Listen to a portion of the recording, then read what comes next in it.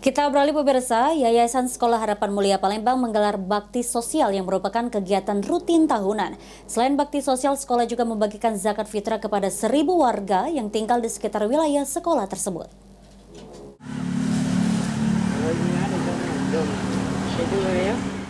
Yayasan Harapan Mulia Palembang melaksanakan bakti sosial yang merupakan kegiatan rutin. Bakti sosial tersebut hasil kerjasama antara sekolah dan orang tua murid. Ketua Yayasan Sekolah Harapan Mulia Palembang, Umi Rosida menjelaskan, bakti sosial ini merupakan kegiatan rutin dilaksanakan setiap tahun untuk berbagi zakat fitrah kepada warga sekitar sekolah. Kegiatan ini hasil kerjasama sekolah dan orang tua siswa. Total dana yang terkumpul mencapai 80 juta rupiah dan telah dibagikan.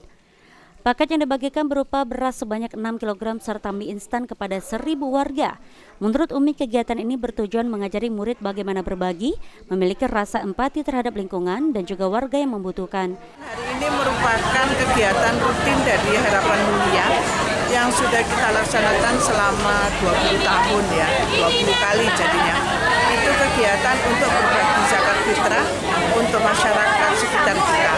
Kegiatan ini dilaksanakan berkat kerjasama antara wali murid dan sekolah Harapan Mulia.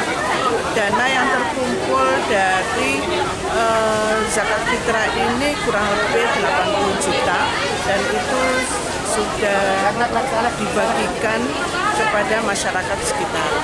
Nah, Ditambahkan Umi Rosida, selain membagikan zakat fitrah, yayasan juga memberikan baju layak dari donasi orang tua murid kepada para warga. Diharapkan ke depan kegiatan positif seperti ini terus dapat berjalan dengan kegiatan yang lebih besar. Sebelumnya, yayasan juga telah menghimpun dana untuk berbagi kepada masyarakat Palestina. Ilham Wahyudi, PAL TV.